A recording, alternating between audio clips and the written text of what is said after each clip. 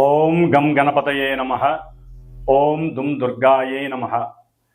ఓం గురవే సర్వలోకానాం విషజే భవరోగిణాం నిధయే సర్వవిద్యానాం శ్రీ దక్షిణామూర్తయే నమో నమః. శ్రీ మేధా దక్షిణామూర్తయే నమః. ఆదిత్యాయ చ సోమాయ మంగళాయ బుధాయ చ గురుశుక్ర శనిభ్యశ్చ రాహవే కేతవే నమః. ఈ యొక్క నవగ్రహ స్తోత్రాన్ని ఎవరైతే ప్రతినిత్యము కూడా చక్కగా తలుచుకుంటారో వారందరికీ కూడా ఈ జన్మలో కలిగేటటువంటి ఆయురారోగ్య వృద్ధి తప్పకుండా కలుగుతుంది అని ఋషివచనం. ముఖ్యంగా ఈ వైశాఖ మాసంలో మే 15వ తేదీ నుండి మరలా జూన్ 15వ తేదీ వరకు కూడా మనకి ప్రతి నెల కూడా ఎప్పుడెప్పుడు సూర్యుడు తన యొక్క రాశి ప్రవేశాన్ని మార్చుకొని ఏ ఏ రాశుల వారికి ఏ ఏ విధమైనటువంటి శుభ ఫలితాలను ఇస్తాడో అని ఎదురు చూస్తూ ఉంటారు ప్రేక్షకులందరూ కూడా. నవగ్రహ ప్రేక్షకులు అంటే నవగ్రహాలని చాలా మనస్ఫూర్తిగా స్వీకరించి వారి యొక్క మనసుని ఆ గ్రహ పేరితం ద్వారా పిన్ టు పిన్ పాయింట్ని అనుసరిస్తూ వెళ్ళేటటువంటి వారందరికీ కూడా ఈ నెలంతా కూడా శుభప్రదంగా ఉండాలని కోరుకుంటూ, మరి మార్చి 30 నుండి జరిగినటువంటి కొన్ని గ్రహస్థితుల యొక్క కలయికల వలనే మనకి దేశవ్యాప్తంగా అట్లాగే ప్రపంచవ్యాప్తంగా ఎన్నో రకాలైనటువంటి సిచ్యువేషన్స్ మనం గమనిస్తూనే ఉన్నాం. అది ఈ క్షణము ఈ రోజుకు కూడా ఏం జరుగుతుందో మీ అందరికీ చెప్పచ్చు. ఇవన్నీ కూడా 6 నెలల నుండి జ్యోతిష్కులందరూ కూడా చక్కగా వారికి ఉన్నటువంటి జ్ఞానంతో ప్రబోధిస్తూనే ఉన్నారు. కొంతమంది కొట్టిబారేశారు, కొంతమంది నమ్మారు. నమ్మినా కొట్టిబారేసినా గ్రహాలు ఇచ్చేటటువంటి పరిస్థితుల్ని వాటి నుండి తప్పించుకునే ప్రయత్నాల్ని మనం చేయలేం. కానీ ఒక్క దైవ ఉపాసన ద్వారా మాత్రమే ఎవరికి వారం కాపాడుకునేటటువంటి శక్తిని భగవంతుడు మనకు ప్రసాదించాడు. మరి ఈ సూర్య భగవానుడు అట్లాగే ఈ నెల అంటే ఈ నెలలో మే 14వ తారీఖు మధ్యాహ్నం నుండి కూడా మరి దేవతలందరికీ గురువైనటువంటి ఆ బృహస్పతి వృషభ రాశిలో నుండి మిథున రాశిలోకి సంచరిస్తుంటే ఈ గ్రహాలన్నిటినీ తిప్పేటటువంటి సూర్య భగవానుడు మేషరాశి నుంచి వృషభ రాశిలోకి తన యొక్క సంచారాన్ని మే 15వ తారీఖున చక్కగా వృషభ సంక్రమణం ద్వారా మనందరికీ కూడా ఆయన యొక్క సూర్యకిరణాల ద్వారా ఆయుష్ని, ధనాన్ని, మేధస్సుని ప్రసాదిస్తున్నాడు.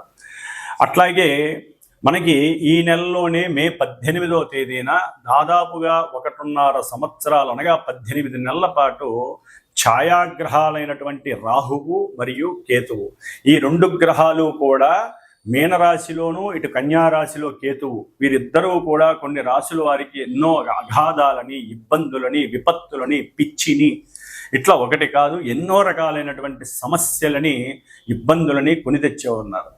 కొంతమంది రాశులకి ఇప్పుడు ఈ రాహుకేతువుల వలన దోషము, మరికొంతమందికి చక్కగా విముక్తి కలుగుతున్నాయి. అవి ఏవే రాశిలో కూడా ఆల్రెడీ మీ అందరికీ కూడా కొన్ని వీడియోల ద్వారా పరిచయం చేశారు ఎంతోమంది జ్యోతిష్కులు.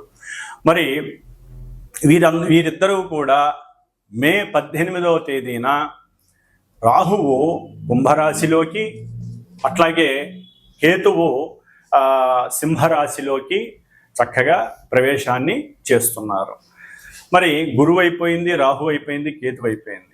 అసలు సిసలైనటువంటి గ్రహము, చాలా కోపావేశము, భూమిపుత్రుడు, ప్రతి మనిషికి ఏదైతే ఉండకూడదో కోపము, ఆవేశము, ఇవన్నీ ఏవైతే ఉండకూడదో అవన్నీ ఉన్నటువంటి పుష్కలంగా ఉన్నటువంటి గ్రహం మంగళుడు, అట్లాగే కుజుడు, అంగారకుడు అంటారు. ఈయన జూన్ 6వ తేదీన అయిపోయి 7వ తేదీన నీచస్థితి అయినటువంటి కర్కాటక రాశిలో నుంచి చక్కగా సింహరాశి మిత్రక్షేత్రమైనటువంటి అగ్నితత్వపు రాశి అయినటువంటి మిత్రక్షేత్రంలోకి అడుగు పెడుతున్నాడు.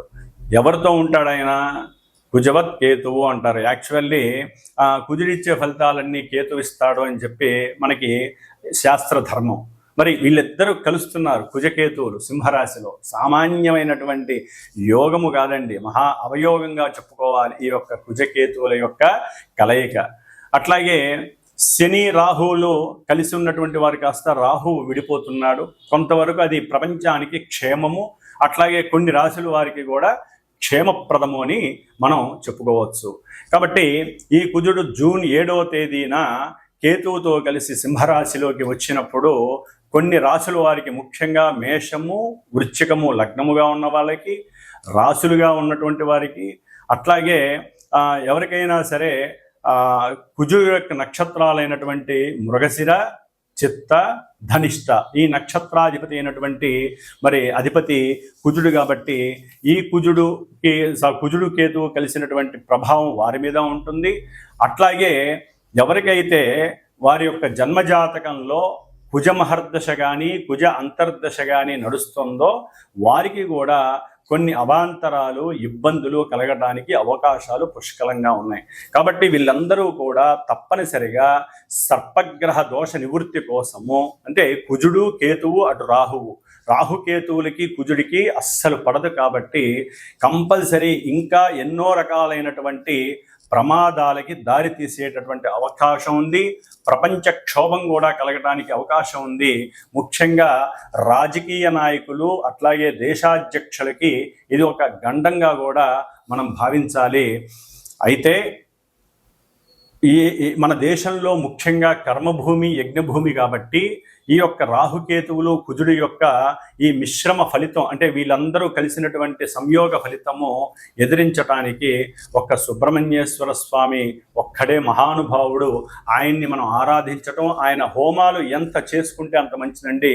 దాదాపుగా జూన్ 7వ తేదీ నుండి జూలై 29వ తేదీ వరకు దాదాపుగా ఈ కుజకేతువులు కలిసి ఉంటారు. ఈ మధ్యకాలంలో చాలా ఇబ్బందికరమైనటువంటి పరిస్థితులు ఉంటాయి.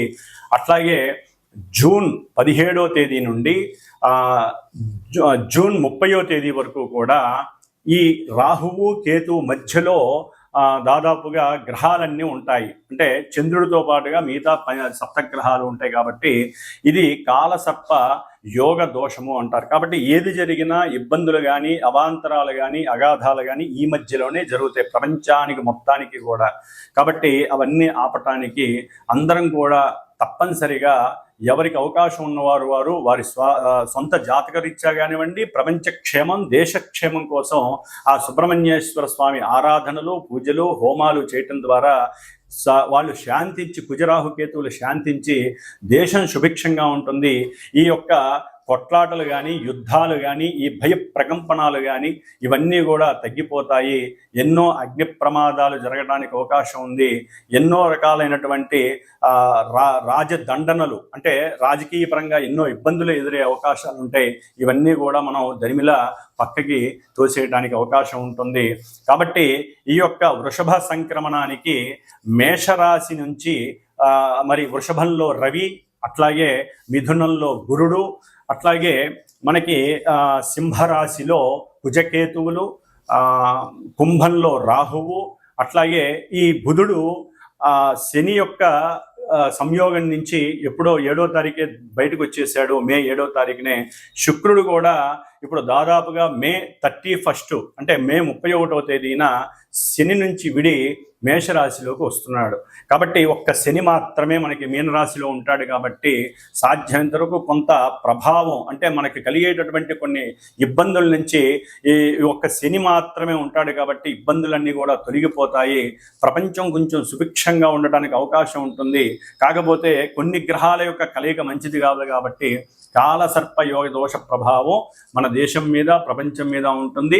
పర్సనల్ వ్యక్తిత్వ జాతకాల మీద కూడా ఉంటుంది. కాబట్టి అందరూ కూడా తమ యొక్క వ్యక్తిగత జాతకాలని చక్కగా గురువుల ద్వారా చూపించుకొని తగినటువంటి సుబ్రహ్మణ్య హోమాలు కానివ్వండి, అట్లాగే కుజరాహు కేతువులకి తప్పనిసరిగా జపాదులు, దానాదులు, హోమాదులు చేయించుకోవాలి. ఇలా చేయించుకోవటం వలన చాలా ఉపశమనం కలుగుతుంది. కాబట్టి మరి ఏ రాశుల వారికి, మేషాది పర్యంతం మీనరాశి వరకు ఏ రాశుల వారికి ఈ గ్రహాలు ఈ స్థానాల్లో ఉండటం ద్వారా ఏ ఏ ఫలితాలు కలుగుతాయి, ఏ ఏ ఆనందాలు కలుగుతాయి, ఇబ్బందులు కలుగుతాయి అనేటటువంటి విషయ పరిజ్ఞానాన్ని మనం ఈ యొక్క వృషభ సంక్రమణంలో తెలుసుకుందాం. ఓం శ్రీమాత్రే నమః. ఓం గం గణపతయే నమః. ఓం శ్రీమాత్రే నమః. మిథున రాశి వారికి మే 15వ తేదీ నుండి జూన్ 15వ తేదీ వరకు కూడా మరి సూర్యుడు 12వ స్థానంలో ఉండటం ద్వారా వీరికి ఆర్థికపరమైనటువంటి లావాదేవీల యందు ఏదైనా సరే వీరు వడ్డీలకు ఇచ్చినటువంటి డబ్బులు రావాలన్నా, లేకపోతే కొత్త వ్యక్తులకి పరిచయం అయ్యి వాళ్ళకి ఏదన్నా అంటే తండ్రి తరపు కానీ, లేకపోతే బంధువుల తరపు కానీ, ఎవరైనా కనుక భార్య తరపు కానీ వారికి ఎవరికైనా సరే ధనం కనుక ఇచ్చినట్లయితే అవి రావాలంటే చాలా కష్టపడాల్సి వస్తుంది. దానివలన మాట తోలాల్సి వస్తుంది. ఆ డబ్బులు రాకపోగా వారితో కయ్యం పెరిగి కుటుంబంలో ప్రశాంతత లేకుండా, గృహ సౌఖ్యం లేకుండా పోయే అవకాశం ఉంటుంది. మళ్ళీ జూన్ 7వ తారీఖు తర్వాత ఈ యొక్క కుజుడు 3వ స్థానంలోకి వచ్చినప్పుడు ఈ యొక్క మిథున రాశి వారికి కొంత అనుకూలమైనటువంటి పరిస్థితులు కనపడడానికి అవకాశం ఉంటుంది. అంటే ఇవ్వనన్న వాళ్ళే పిలిచి ఇవ్వటం, లేకపోతే వాళ్ళే వచ్చి మీకు క్షమాపణ చెప్పి ధనాన్ని ఇచ్చేటటువంటి పరిస్థితి మిథున రాశి వారికి కనిపిస్తుంది. ఎందుకంటే మిథున రాశి వారికి 18వ తారీఖు మే 18వ తేదీ నుండి పాపగ్రహమైనటువంటి కేతువు ఇప్పటి వరకు గృహ అసౌకర్యాన్ని, ఇబ్బందులని, ఇల్లు కట్టుకునేటటువంటి వారికి అప్పులు దొరికిన వాళ్ళు నానా బీభత్సం చేసినటువంటి వాళ్ళందరికీ కూడా ఇప్పుడు చక్కటి 3వ స్థానంలో ఉన్నటువంటి కేతువు అనుకూలమైనటువంటి పరిస్థితులను ఇస్తున్నాడు. కుజుడు కూడా కలిసేసరికి మీకు వద్దన్నా కూడా అప్పులు ఎక్కువ ఇచ్చేవాళ్ళు ఎక్కువ అయ్యే అవకాశాలు ఉంటాయి. కానీ దొరికింది కదా అని చెప్పి తీసుకోకండి. ఎందుకంటే రవి యొక్క బలం గొప్పది. రవి 12వ స్థానంలో ఉండటం ద్వారా మీరు ఎంత అప్పు తీసుకుంటే మళ్ళీ తీర్చడం అంత కష్టమయ్యే పరిస్థితి ఎదురవుతుంది. ఎందుకంటే ఇక్కడ బుధ శుక్రుడు యొక్క అనుకూలత కూడా లాభస్థానంలో ఉండేసరికి మీరు ఒక ఫోన్ చేసి అడిగినా కూడా మీకు ధనం వచ్చేటటువంటి పరిస్థితులు కనిపిస్తున్నాయి. కాబట్టి సూర్యుడు ఒక్కడు బాలేడు కాబట్టి తండ్రి గారితో కాస్త మాట్లాడేటప్పుడు సౌకర్యవంతంగా మాట్లాడండి. అట్లాగే మనో ఏకాగ్రతతో నిశ్చలంగా ఎటువంటి ఇబ్బంది పడకుండా తండ్రి అయినా లేకపోతే కొడుకైనా సరే, ఎవరైనా సరే వీళ్ళిద్దరిలో ఒకరితో ఒకరు అనుకూలంగా మాట్లాడడానికి ప్రయత్నం చేయాలి. లేకపోతే కుటుంబానికి వీరు దూరం అయ్యేటటువంటి అవకాశాలు ఎక్కువగా కనిపిస్తున్నాయి. అట్లాగే ముఖ్యంగా ఈ యొక్క రవి యొక్క ప్రభావం మిథున రాశి వారికి ముఖ్యంగా ఈ అప్పుల మీద ఎక్కువగా పడే అవకాశం ఉంటుంది. తండ్రి చేసినటువంటి అప్పులు తీరుద్దాం అనుకునే లోపల కుటుంబపరమైనటువంటి ఖర్చులు అయిపోవటం, దాని ద్వారా తండ్రి ఇంకా వీరిననేటటువంటి పరిస్థితి, దీని ద్వారా మానసికంగా ఇబ్బందులు ఎదురయ్యేటటువంటి పరిస్థితులు కూడా వీరికి కనిపిస్తున్నాయి. అట్లాగే ముఖ్యంగా వ్యాపారం పరంగా చూసినట్లయితే కనుక అఖండమైనటువంటి ధన ప్రాప్తి వీరికి కలుగుతోంది. ఆకస్మికంగా వీరు అనుకోనటువంటి ప్రాప్తి కలుగుతోంది వీరికి. దాని ద్వారా ఎందుకంటే వీరు చేసినటువంటి స్వయం కృషి, కష్టము, కలిసి వచ్చేటటువంటి కాలము ఇవన్నీ కూడా ఈ నెలలో వీరికి ఎదురయ్యే అవకాశం ఉంటుంది. ఒక్క సూర్యుడు ఒక్కడే బాలేదు కానీ కుజకేతువులు బాగున్నారు. అట్లాగే బుధ శుక్రుడు కూడా లాభస్థానంలో ఉండటం ద్వారా చక్కటి ఆర్థిక లాభాదేవీలు అయితే కనిపిస్తున్నాయి. ముఖ్యంగా విద్యార్థుల విషయంలో మాత్రం విద్యార్థులు మాత్రము చక్కటి మేధా సంప్రాప్తి, ఇప్పుడే వీళ్ళు చదివిన చదువుకి సరైనటువంటి సార్థకత కలుగుతోంది. వీరు ఏదైతే మనసులో ఉన్నదో దాన్ని బుద్ధి రూపకంగా బయటికి రావటం ద్వారా చక్కగా ఎగ్జామ్స్లో ఉన్నతమైనటువంటి శ్రేణి గడించడానికి వీరికి చాలా అవకాశం ఉంటుంది. ఇంకా కొత్త వాళ్ళతో పరిచయమై సంఘంలో కీర్తి ప్రతిష్టలు కలిగే అవకాశం ఉంటుంది. గురువుల యొక్క మన్ననలు పొందుతారు. గురువులతో చక్కగా ఐక్యమయ్యి వారి యొక్క జ్ఞానాన్ని వీరు పుణికిపుచ్చుకునేటటువంటి పరిస్థితి విద్యార్థులకి ఎదురవుతోంది. అట్లాగే సత్సంతాన లాభం కలగడానికి కూడా అవకాశం ఉంటుంది సూర్యారాధన చేసుకోవడం ద్వారా మాత్రమే. ఎందుకంటే కొన్ని గ్రహాలు అనుకూలించినా సూర్యుడు మాత్రం అనుకూలించట్లేదు కాబట్టి ఆరోగ్య విషయంలో జాగ్రత్తగా ఉండాలి. కొత్త ప్రదేశాలని చెప్పి ధనం ఖర్చు పెట్టి వెళ్తే ప్రయాణం చేస్తే ఆ ప్రయాణాల్లో ఆటంకాలు ఇబ్బందులు అయ్యే అవకాశం ఉంటుంది. ఇవన్నీ కూడా నానా ఇబ్బందిపరమైనటువంటి పరిస్థితులు కనిపిస్తాయి. ముఖ్యంగా ముఖానికి సంబంధించినటువంటి కొన్ని అనారోగ్య పరిస్థితులు ఈ మిథున రాశి వారికి కనిపిస్తూ ఉన్నాయి. కాబట్టి ఏదేమైనప్పటికీ కూడా చేసేటటువంటి ఉద్యోగ విషయాలలో కొంత జాగరూకత ఉండాలి. ఒక్కోసారి మిథున రాశి వారికి ఉన్నటువంటి ఉద్యోగం కూడా తొలగిపోయే పరిస్థితులు కూడా కనిపిస్తున్నాయి రాహువు వలన. కాబట్టి మీరు దుర్గాదేవి నామస్మరణ ఎక్కువగా చేయండి.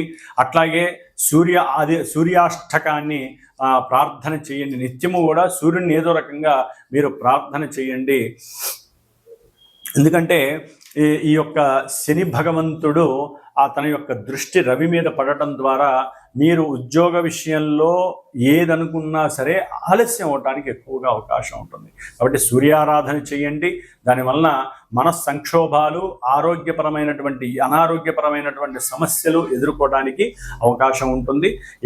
లేకపోతే సూర్యుడికి సంబంధించిన జపమన్న చేయించి దానమన్న ఇవ్వటం, అంటే గోధుమలు దానం ఇవ్వడం ద్వారా కూడా వీరికి కొంత అనారోగ్య లోపాలు ఉన్నా కూడా అవి తొలగిపోయే అవకాశం ఉంటుంది.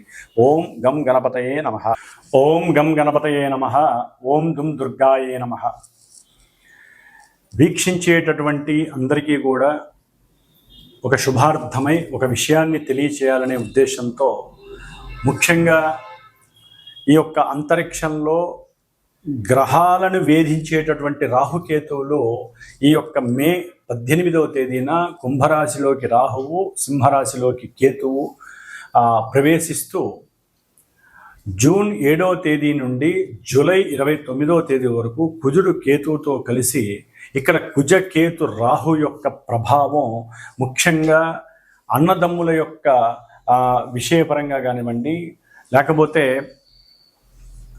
కొంతమంది రాసుల వారికి వారి యొక్క భావాల రీత్యా సంతానం మీద, ముఖ్యంగా ఈ యొక్క కుజకేతు రాహు యొక్క ప్రభావం సత్సంతానం మీద, కోపావేశాలు ఎక్కువగా ఉన్నటువంటి వారి గురించి, అట్లాగే సంతాన ప్రాప్తి గురించి, ఉద్యోగ విషయం, లేకపోతే రియల్ ఎస్టేట్స్కి సంబంధించిన వాళ్ళకి, లేకపోతే మిలిటరీ పోలీస్ వ్యవస్థల్లో పనిచేసేటటువంటి ఎవరైనా సరే ఉద్యోగస్తులకు కానివ్వండి, అట్లాగే క్షురకర్మలు అంటే ఎవరైతే ఈ బ్యూటీషియన్స్, మెన్స్ ఫర్ సెలూన్ అని ఉంటాయి వారికి కానివ్వండి, అట్లాగే శస్త్రచికిత్సలు చేసేటటువంటి డాక్టర్లకు సంబంధించి, అన్నదమ్ముల సమస్యలు ఉన్నటువంటి వారు, పిత్రార్జితం మాత్రార్జితం ఉన్నటువంటి వారికి, ముఖ్యంగా జాతకంలో కూడా కాలసర్ప యోగ దోషం, వివాహం కానటువంటి యువకులు ఎవరికైనా సరే సౌభాగ్య దోషం ఉన్నటువంటి వారికి, ఈ కుజుడి వలన ఎవరైతే ఇబ్బందులు పడుతున్నారో వివాహం కానటువంటి వారు కానివ్వండి, అట్లాగే ఉగ్రంతో ఎప్పుడూ కోపము ఆవేశంతో ఉన్నటువంటి వారు, కొట్లాటికి దిగేటటువంటి వారు, వీరందరికీ కూడా కొంచెం ఇబ్బందికరమైనటువంటి పరిస్థితులు కలుగుతున్నాయి. కాబట్టి ఈ కుజరాహు కేతువుల యొక్క సమన్వయం గురించి ఈ 41 రోజులు శ్రీమాత జ్యోతిషాలయ పీఠం, మా యొక్క పీఠంలో ఈ యొక్క కుజరాహు కేతువులకి జపం ఆచరిస్తూ నిత్యము కూడా 6 సార్లు సర్పసూక్త జపాన్ని ఆచరిస్తూ వీరి యొక్క ఉపశమనార్థమై ఈ 41 రోజుల్లో తమిళనాడులో ఉన్నటువంటి 6 క్షేత్రాలు, సుబ్రహ్మణ్య క్షేత్రాలు దర్శనం చేసుకొని ఎవరైతే గోత్రనామాదులు ఇచ్చి వారి యొక్క పేరు నమోదు చేసుకుంటారో వారందరి పేర్ల మీద ఆ యొక్క క్షేత్రాలకు వెళ్ళినప్పుడు ఈ గ్రహాలకు సంబంధించి జపము, అట్లాగే సర్పసూక్త జపాన్ని ఆచరించి చివరిలో ఇక్కడ సుబ్రహ్మణ్య పాశుపత హోమాన్ని, నవగ్రహ హోమంతో పాటుగా సుబ్రహ్మణ్య పాశుపత హోమం అనేటటువంటిది ఏర్పాటు చేసి ఆ యొక్క భస్మాన్ని, ఆ యొక్క కంకణాలు ఏదైతే వెళ్ళొస్తామో ఆ 6 క్షేత్రాల్లో పూజ చేయించినటువంటి కంకణాన్ని కూడా మీకు అందజేసేటటువంటి ప్రయత్నము నేను చేస్తాను. కాబట్టి జూన్ 7వ తేదీ నుండి జూలై 29వ తేదీ 41 రోజులు కూడా ఈ యొక్క కుజరాహు కేతువుల యొక్క దోష పరిహారార్థమై కొంతమంది ముఖ్యంగా మేషరాశి, వృషభ రాశి, కర్కాటక, సింహ, కన్య, అట్లాగే మకర, కుంభరాశి వారు, ఈ రాశుల వారు దయచేసి సంప్రదించండి. మీకు సంబంధించినటువంటి గోత్ర నామాదులు, మీ యొక్క నక్షత్రాదులు, అట్లాగే మీకు నడుస్తున్నటువంటి దశ అంతర్దశలు ఎవరైనా కుజరాహు కేతువుల దశలు ఉన్నట్లయితే తప్పనిసరిగా నన్ను సంప్రదించండి. దానికి తగ్గ పరిహారాన్ని ఆచరించండి. ఓం స్కందాయ నమః.